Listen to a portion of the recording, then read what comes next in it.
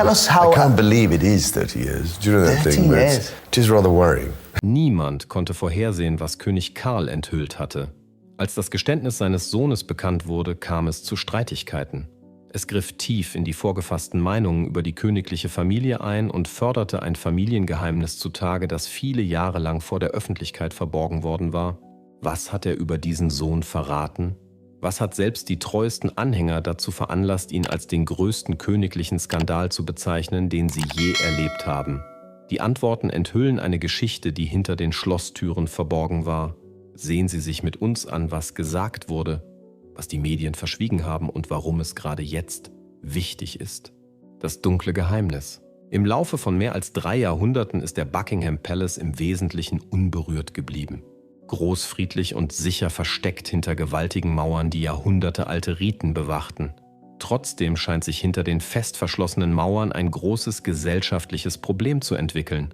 Früher haben Freunde übereinander geredet, aber jetzt, da es öffentlich bekannt geworden ist es ziemlich vulgär geworden. Die Auswirkungen der Krone, die Probleme mit der Hierarchie und die Ungewissheit der Nachfolge sind alles Themen, die in dieser Diskussion erörtert werden. Sie berührt auch die grundlegendste Geschichte des Königshauses. Eine Millionenfrage muss noch beantwortet werden. Wer wird der Nachfolger von König Charles auf dem Thron? Es gibt eine Geschichte, die vielen Menschen nicht bekannt ist, die im Mittelpunkt dieses Themas steht und bald zu einem Skandal werden wird. Der Protagonist dieser Geschichte ist eine Person, von der die allermeisten Menschen wahrscheinlich noch nie gehört haben. Weder Prinz William noch sein Bruder Harry sind für diese Diskussion relevant. Ganz und gar nicht. Es geht um einen anderen Sohn. Es wird angenommen, dass der Sohn während der Zeit gezeugt wurde, in der Charles in einem anderen Land seine königlichen Pflichten und Verantwortlichkeiten wahrnehmen sollte. Wenn dieses Kind tatsächlich existiert, dann sollte es als mögliche Gefahr für die Monarchie betrachtet werden. Sollten seine Existenz und seine Vaterschaft an die Öffentlichkeit gelangen, ist es sehr wahrscheinlich, dass die tiefsten und privatesten Narben der königlichen Familie aufgedeckt werden.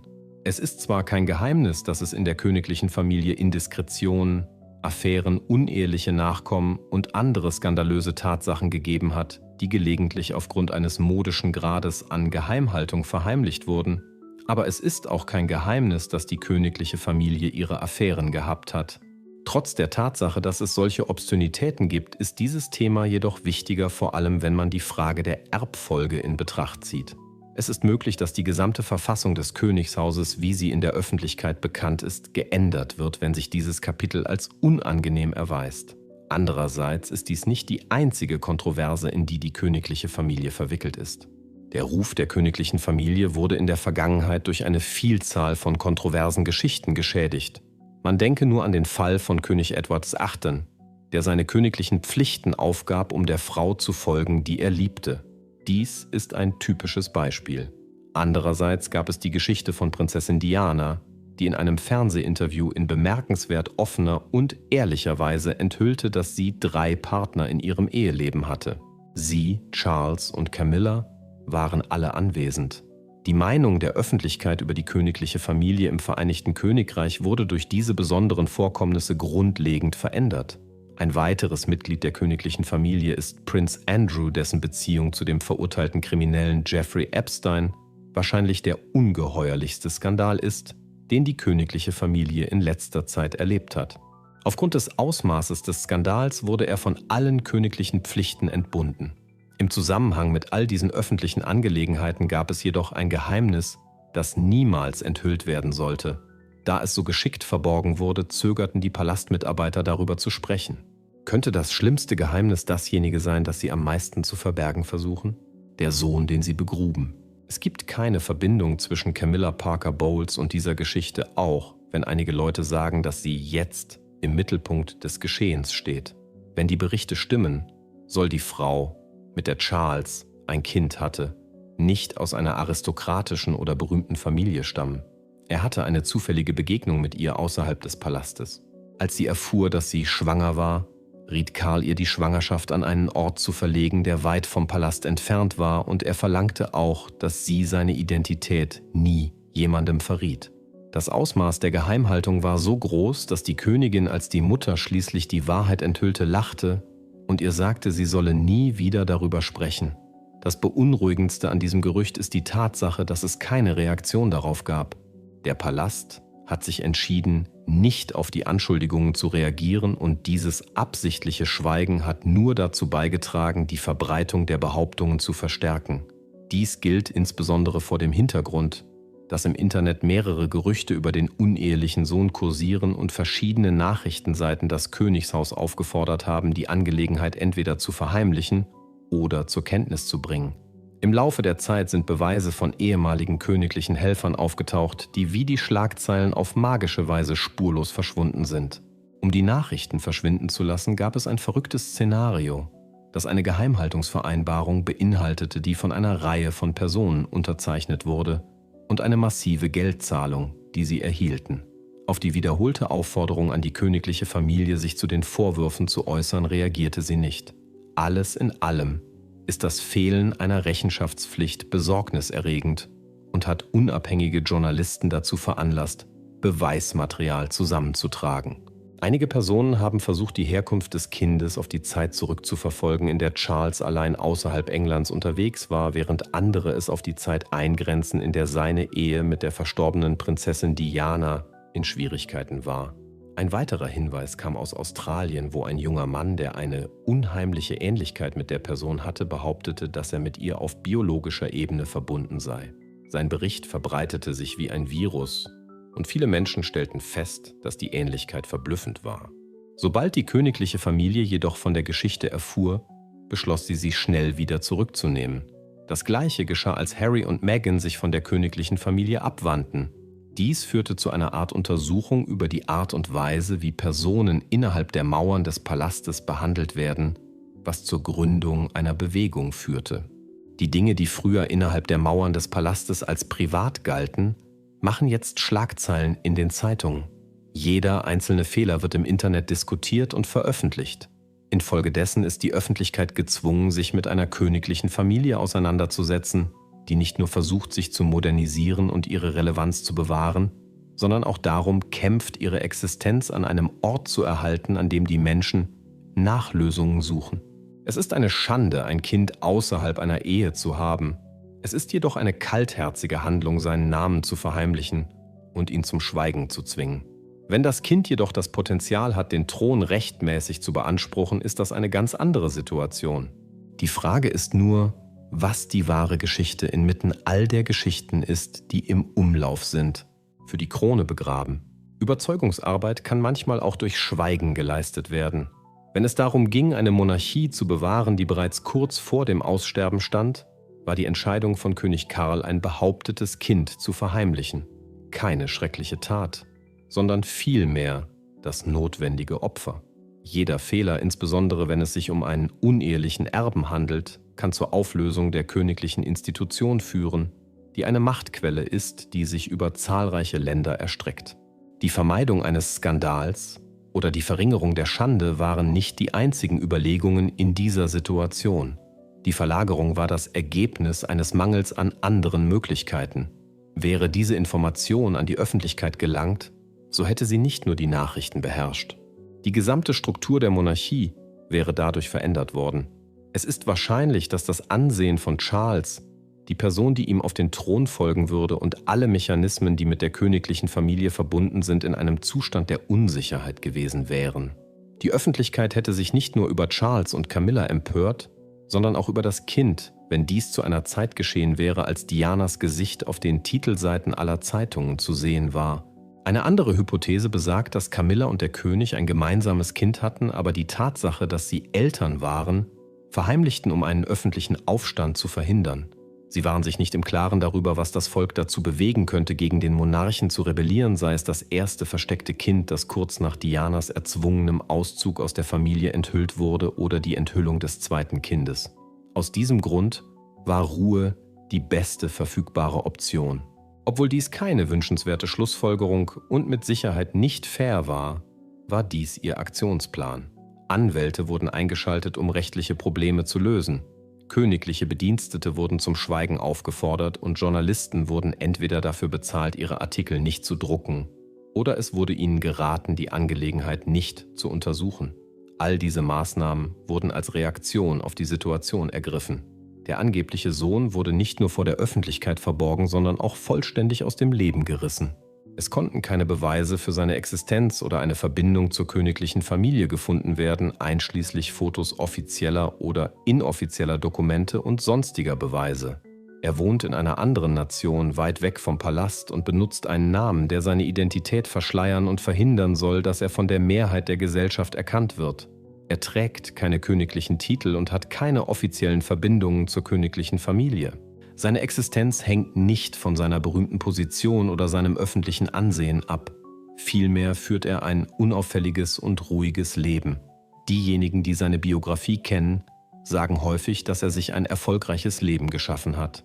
Er hat eine Karriere und seine Familie ist einfach umwerfend. Eine Person hat sich mit einer Behauptung zu Wort gemeldet, die das Potenzial hat, die Stille in einen Sturm zu verwandeln, obwohl es mehrere Geschichten über die Identität des angeblichen Sohnes gibt, die Hunderte von Meilen entfernt in Australien erzählt wurden. Vielleicht ist er der älteste Sohn von König Karl, vielleicht ist er aber auch nur ein weiterer unehelicher Sohn, der König werden will. Das australische Erbe. Es gibt eine Geschichte über einen Mann in Australien, der erklärt hat, dass er das verborgene Kind von König Karl ist und dass er keine Angst hat, die Wahrheit zu sagen. Dies ist eine der erstaunlichsten Enthüllungen, die je gemacht wurden. Außerdem erscheint der Name des Mannes in keinem offiziellen königlichen Register und es gibt auch keine Hinweise darauf, dass er mit König Karl in Verbindung steht. Viele, die die Gelegenheit hatten, mit ihm zu sprechen, haben jedoch festgestellt, dass er eine identische Nachbildung von König Charles und Königin Camilla zu sein scheint. Einzelpersonen haben die Form seiner Nase, seiner Augen und seines Kiefers analysiert und das Gericht der Volksmeinung ist zu seinen Gunsten ausgefallen. Die Ähnlichkeit ist so groß, dass die Personen dies getan haben. Aus den von ihm vorgelegten Informationen geht hervor, dass er in den 1960er Jahren geboren und zur Adoption freigegeben wurde. Er behauptete, sie hätten keine andere Wahl gehabt, als ihn zu zwingen, das Land zu verlassen, weil sein Vater noch ein Kind sei. Er behauptet, dass seine Adoptiveltern seit geraumer Zeit mit dem britischen Geheimdienst zusammenarbeiten und Geheimhaltungsvereinbarungen unterzeichnen mussten. Er sagte, er habe jahrelang Beweise gesammelt und sogar versucht, die königliche Familie zu kontaktieren, um von ihnen einen DNA-Test zu erhalten. Er habe jedoch nie eine Antwort von ihnen erhalten. Dies vermittelte ihm den Eindruck, dass die Familie keinen Kontakt zu ihm haben wollte, weil er der erste Sohn war, der nicht rechtmäßig geboren wurde. Es ist der Zeitpunkt, zu dem sich alles ereignete, der seiner Beschreibung der Ereignisse Gewicht verleiht. Den königlichen Reisetagebüchern zufolge fiel seine Geburt in die Zeit, in der der König auf eigene Faust ins Ausland reiste. Diese Ausflüge wurden nicht aufgezeichnet. Im gleichen Zeitraum kam es zu einer Kontroverse über eine weitere enorme finanzielle Abfindung und es wurde spekuliert, dass die königliche Familie jemanden dafür bezahlt hatte, eine Geschichte verschwinden zu lassen. Außerdem wurden Mitarbeiter des Palastes zwangsweise in den Ruhestand versetzt und die meisten von ihnen wurden aus ihren Positionen entlassen. Als ob dieser Umstand nicht schon genug wäre, wurde auch noch eine durchgesickerte Geheimhaltungsvereinbarung seltsam unerklärt. In Anbetracht der Tatsache, dass es Daten gab, die seine Anschuldigungen gegen die königliche Familie untermauerten, hat sein Hintergrund durch diese Entwicklung erheblich an Bedeutung gewonnen. Es ist möglich, dass eine Verfassungskrise ausgelöst wird, wenn bestätigt wird, dass er der erstgeborene Sohn ist. Mit der Tatsache, dass er der Erstgeborene ist, hat er einen Rechtsanspruch auf den Thron. Er hat einen größeren Anspruch auf den Thron als Prinz William, der in der Thronfolge an zweiter Stelle steht. Es ist möglich, dass König Charles über die Schwierigkeiten besorgt ist, die dies mit sich bringen würde, zumal seine Mutter, die verstorbene Königin Elizabeth, die alles geheim halten konnte, bereits verstorben ist. Da das Kind außerhalb einer Ehe geboren wurde, ist es möglich, dass es keinen rechtlichen Anspruch auf den Thron hat. Andererseits ist er nach den vorliegenden Informationen nicht an der Krone interessiert. Er will nur wissen, wer sein biologischer Vater ist, und die Krone ist verpflichtet, ihm eine Antwort zu geben. Die Spannung liegt in der Art und Weise, wie der Palast reagieren wird, unabhängig davon, ob er königliches Blut besaß oder nicht. Die Schranken werden immer enger. Durch die sozialen Medien können Geheimnisse nicht mehr so leicht verloren gehen wie früher. Für einen DNA-Test ist nur ein Wangenabstrich erforderlich. Ein Whistleblower kann jeder königliche Gefolgsmann sein, der eine Kamera besitzt. Die altehrwürdige Sitte, Geheimnisse zu bewahren und mit Gentlemen Geschäfte zu machen, ist nicht mehr haltbar. Die Öffentlichkeit wird nicht nur einen weiteren königlichen Skandal sehen, wenn diese Geschichte öffentlich bekannt wird. Ein Mitglied des britischen Königshauses wird anwesend sein. Obwohl die Monarchie bereits Scheidungen und Weltkriege hinter sich hat, ist diese Geschichte viel bedeutsamer, als sie erwartet hatte. Ist es für sie möglich, diesen Tag der Wahrheitssuche im Internet zu überstehen? Die wichtigste Frage ist nicht, ob die Wahrheit ans Licht kommt oder nicht, sondern ob die Krone in der Lage sein wird, den Ereignissen standzuhalten, wenn sie ans Licht kommt. Die Skandale von Charles. Vor seiner Thronbesteigung stand Prinz Charles immer wieder im Mittelpunkt von Kontroversen. Alles, was er als Prinz tat, wurde unter die Lupe genommen, da er der Thronfolger des Vereinigten Königreichs war. Andererseits haben einige von ihnen auf einer grundsätzlicheren Ebene großen Schaden angerichtet. Schon als er Diana Spencer den Hof machte, bemerkte jeder, der die königliche Familie verfolgt, dass er hinter der Bank kalt lächelte. Viele andere beschrieben die Hochzeit als etwas, das einem Märchen entsprungen sei. Unter den Mitgliedern der königlichen Familie und anderen königlichen Kreisen war jedoch bereits bekannt, dass das Märchen nicht so makellos war, wie viele es sich vorstellten. Eine weithin bekannt gewordene Romanze zwischen Charles und der damals verheirateten Camilla war der Skandal, der die gesamte Existenz von Charles bestimmte. Tampongate war die Bezeichnung für ein privates Telefongespräch zwischen Charles und Camilla in den 1990er Jahren. Dieses Gespräch wurde schließlich an die Öffentlichkeit weitergegeben. Die Aufzeichnung, die eine Reihe von unangemessenen und persönlichen Äußerungen enthielt, löste im gesamten Commonwealth große Bestürzung und Scham aus. Es enthüllte viele Geheimnisse um die königliche Familie und zeigte einen Prinzen, der fehlerhaft und furchtbar menschlich war. Die Meinung der Öffentlichkeit wurde immer negativer. Einige Jahre lang wurde Charles nicht als potenzieller zukünftiger Herrscher angesehen, sondern als derjenige, der für den Herzschmerz von Prinzessin Diana verantwortlich war. Im Jahr 1995 gab Diana der BBC ein Interview, das die Welt erschütterte und die Anschuldigungen weiter anheizte. Die Tatsache, dass sie dem Publikum sehr deutlich machte, dass ihr Gatte untreu gewesen war, bestätigte die Spekulationen. Während der gesamten Sendung wurde Charles' Charakter heftig kritisiert, weil er Diana schlecht behandelte und sich nach der Trennung der beiden in einem emotionalen Strudel befand. Die tragische Katastrophe, die sich 1997 ereignete, als Diana in einen Autounfall verwickelt wurde, hat die öffentliche Meinung über Charles weiter gespalten und Diana für Millionen von Menschen zu einer Märtyrerin gemacht. Zusammen mit seinen Kontakten wurde Charles beschuldigt, Bestechungsgelder angenommen zu haben. Diese Vorwürfe wurden gegen ihn erhoben. Die Menschen sind in der Lage, ihre Aufmerksamkeit in erster Linie auf ein Thema zu richten, das als Ergebnis der Beiträge zu Charles' Wohltätigkeitsstiftung identifiziert werden kann. Das von Robert Lacey geschriebene Buch bietet eine gründliche Erklärung für einige der Skandale, in die Charles in letzter Zeit verwickelt war. Es gab Berichte über beträchtliche Geschenke von Personen aus anderen Ländern als Gegenleistung für die Möglichkeit, an Veranstaltungen mit dem Prinzen teilzunehmen oder sogar Ehrenbezeugungen zu erhalten. Nach einer Untersuchung wurde festgestellt, dass Palastmitarbeiter für den Vorfall verantwortlich waren. Andererseits warf der Vorfall einige beunruhigende Überlegungen darüber auf, inwieweit der Thronfolger nahe daran war, seinen Einfluss für eine Monarchie zu verkaufen, die in der Geschichte verwurzelt ist und deren Ethos eine moralische Führung beinhaltet.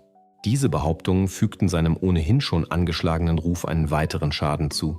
Im Laufe von mehr als einem halben Jahrhundert war Charles in den Prozess der Schadensbegrenzung für eine Vielzahl von Skandalen verwickelt. Jeder Vorfall verändert sein öffentliches Image, indem er ein breites Spektrum menschlicher Schwächen wie Arroganz, Ehebruch und Ehrgeiz aufdeckt. Mit jedem neuen Skandal, der ans Licht kommt, bleibt die Frage am hartnäckigsten, welche Fakten seine Krone überdauern können. Die Camilla Illusion. Camilla Parker Bowles war in Großbritannien jahrelang eine Figur der Kontroverse und Intrige, die ihr einen prominenten Platz in der Öffentlichkeit einbrachte. Während der Zeit, in der sie mit Prinz Charles verheiratet war, wurde sie häufig als die Frau bezeichnet, weil sie mit ihm eine ungerechte Beziehung hatte. Ihre Beziehung blieb in manchen Kreisen ein streng gehütetes Geheimnis, das zwar öffentlich geleugnet, aber diskret akzeptiert wurde. Wer jedoch kein Insider war, wusste nicht, welchen Einfluss Camilla hinter verschlossenen Türen ausübte. Ihre Beziehung zu Charles war keine zufällige, sondern eine tiefgreifende. Sie schien sehr lange zu dauern und langsam Schaden anzurichten. Zu den größten Lügen, die der Öffentlichkeit aufgetischt wurden, gehörte die Behauptung, Camilla und Charles hätten ihre Beziehung erst nach dem Scheitern ihrer Ehen wieder aufgenommen. Um die Wahrheit zu sagen, gab es immer eine emotionale Affäre, die nie aufgehört hat. Das war während der gesamten Zeit der Fall. Selbst in den ersten Jahren der Ehe von Charles und Diana betrachtete Camilla keinen der beiden als Freund. Das war schon zu Beginn ihrer Beziehung so. Während des gesamten Verfahrens gab sie ununterbrochen Ratschläge, führte Telefonate und übte sehr wahrscheinlich im Hintergrund einen gewissen Einfluss auf Charles' Verhalten aus. Diana war in einen Kampf mit einem Widersacher verwickelt, der sie nicht loslassen wollte. Dieser Konflikt spielte sich hinter den Türen des Palastes ab. Die Öffentlichkeit konnte sowohl die Hochzeitsbilder als auch die Reisen der Royals verfolgen. Camilla brauchte eine gewisse Zeit, um den Prozess der Umbenennung abzuschließen. Auf der anderen Seite gelang es ihnen mit Hilfe der PR-Profis, sie als engagierte und missverstandene Person darzustellen, die zu Unrecht verunglimpft wurde. Mit dieser Darstellung gelang es, die gewünschte Wirkung zu erzielen. Andererseits kollidierte dieses Bild häufig mit der Realität des Ereignisses, wie sie von denjenigen erlebt wurde, die dem Drama am nächsten standen. Dies war der Fall, weil die Realität des Ereignisses durch dieses Bild erlebt wurde. Als Folge eines Systems, das Camilla schützte und Diana nackt zurückließ, fühlte sich Diana völlig übergangen, entfremdet und ausgenutzt. In Bezug auf Camilla hat es nie eine öffentliche Rechenschaftspflicht gegeben, die als relevant erachtet wurde. Trotzdem wurde jeder Mechanismus, der sie umgab, so umgestaltet, dass er zu ihren eigentlichen Zielen passte, die darin bestanden, die Krone für sich selbst zu erobern. Ihre wahren Ziele waren das, was sie erreichen wollte. Laut königlichen Insidern und Enthüllungsbüchern stand Camilla wahrscheinlich in Kontakt mit wichtigen Akteuren in den Medien und beabsichtigte höchstwahrscheinlich, Dinge durchsickern zu lassen, die sie besser aussehen ließen, während sie Diana als instabil oder schwierig erscheinen ließ. All dies geschah in dem Bestreben, Diana schwieriger erscheinen zu lassen. Es ist durchaus möglich, dass Camilla versucht hat, Diana noch schwieriger erscheinen zu lassen. Unabhängig davon, ob es sich um einen geplanten Versuch oder nur um eine Absicht handelte, war der Moment der öffentlichen Anteilnahme nach Dianas Tod kein Zufall.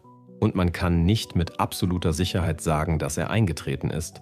Am Ende wurde Camillas Geschichte verändert und die Debatte wurde für immer in die Annalen der Geschichte eingebrannt. Zuvor konnten sich die Millionen von Menschen, die sie als das Hindernis auf dem Weg zum Märchen betrachteten, nicht vorstellen, dass sie schließlich den Titel der königlichen Gemahlin erhalten würde. Jetzt, wo König Charles neben ihr steht, ist es für sie schwieriger, die Lügen zu vergessen, die sie in der Vergangenheit ausgesprochen hat. Camillas Weg zum Mitglied der königlichen Familie war kein ehrlicher reiner oder auf ehrliche Weise erworbener. Im Laufe ihrer Karriere hat sie sich von einer Mätresse zu einer Königin entwickelt, ohne dass sie gezwungen war, öffentlich die Verantwortung für die mentalen, psychologischen und finanziellen Schäden zu übernehmen, die sie Einzelpersonen und Familien zugefügt hat. Sie war in der Lage, diesen Status zu erreichen, ohne für ihre Taten zur Rechenschaft gezogen zu werden. Der Palast mag den Wunsch haben, zu vergessen, aber es ist unmöglich, diese Erinnerungen zu vergessen. Und es ist noch viel schwieriger, die Feindschaft zu ignorieren, die zwischen ihnen besteht. Bei jeder königlichen Welle gibt es bestimmte Personen, die immer noch die Dame sehen, die nie da sein sollte und die immer noch nach der gleichen Art von Reaktion suchen. Obwohl Diana die Krone, die sie tragen sollte, überreicht wurde, bleibt die Frage offen, wie sie dies tun konnte. Das Auftauchen von Camilla ist jedoch nicht der einzige Vorfall, der Zweifel an der Existenz eines königlichen Ordens aufkommen lässt.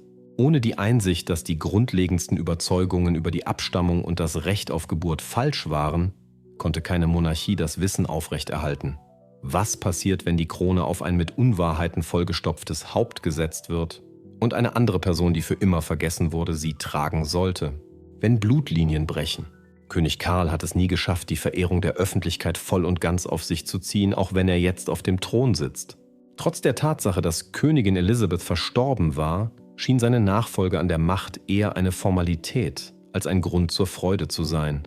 Trotz seiner Bemühungen, ein Gefühl der Stabilität zu vermitteln, hat sich das Bild, das die Öffentlichkeit von ihm hat, nicht wesentlich gewandelt. Die Ergebnisse von Umfragen zeigen, dass eine beträchtliche Anzahl von Personen ihn als eine Figur des Übergangs betrachtet, als jemanden, der von der Tradition verehrt wird, aber vom Volk nicht wirklich gemocht wird. Im Gegensatz zu Diana, die die ganze Welt in ihren Bann zog, oder auch zu William und Kate, die Beispiele für eine modernere und anspruchsvollere Art des Königtums sind, konnte Diana die Aufmerksamkeit der ganzen Welt auf sich ziehen. Charles war im Laufe der Jahrzehnte einer Vielzahl von kontroversen und emotionalen Entfremdungen ausgesetzt. Die von ihm errichtete Herrschaft hat nicht die gleiche emotionale Anziehungskraft, die seine Mutter über mehrere Generationen hinweg ausübte. Der Zustand der Ambiguität wird brüchig, wenn die Überzeugung des Einzelnen, die Hauptrolle zu spielen, von der Verfügbarkeit von Gewissheiten abhängt. Wenn William die Nachricht über seinen Stiefbruder erhält, wäre das Ende seiner gesamten Existenz, mit der er zu leben gelernt hat, obwohl sie zerstört ist. Sein gesamtes Leben wurde sorgfältig darauf ausgerichtet, dass er zum König aufsteigt. Sie diente als Grundlage für jeden Unterricht, jede öffentliche Beteiligung und jede Entscheidung, die getroffen wurde. Die Nachricht von einem weiteren älteren Bruder hingegen würde Harry nicht überraschen, denn er hat bereits die Erfahrung gemacht, vom Tod seiner Mutter zu hören, die endlose Aufmerksamkeit der Medien zu ertragen und das Gefühl zu haben, von der Institution isoliert zu sein. Aus seiner Sicht wäre es nur eine weitere bedeutende Lüge, die er im Laufe seines Lebens erzählt hat. Hätte Prinzessin Diana erfahren, dass König Charles außerhalb ihrer Ehe ein Kind gezeugt hat, wäre der Schmerz, den sie in ihrem Privatleben erlitt, noch viel größer gewesen. Der Grund dafür ist, dass das Kind nicht das Ergebnis ihrer Ehe war.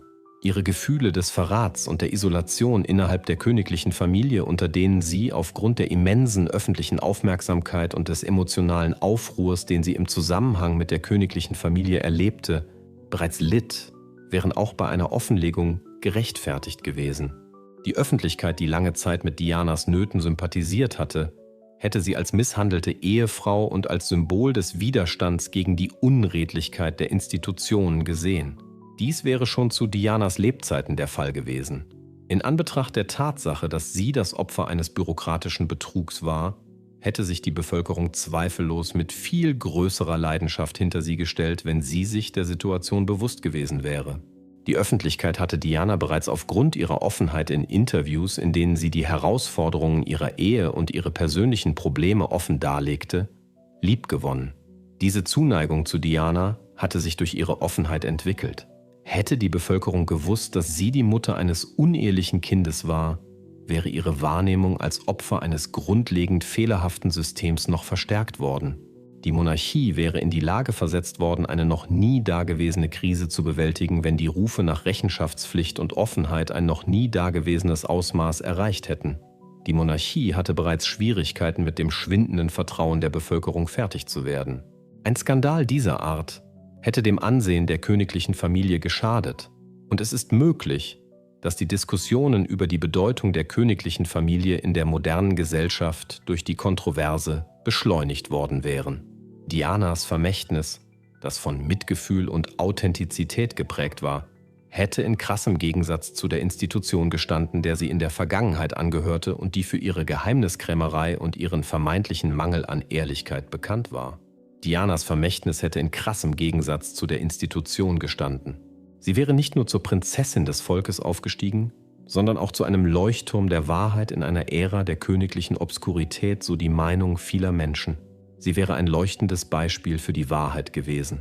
Infolgedessen würde sich die echte Reaktion nicht auf Harry konzentrieren, wenn derjenige, der behauptet, er sei der verborgene Erstgeborene von König Karl, auftauchen und seine Anerkennung fordern würde.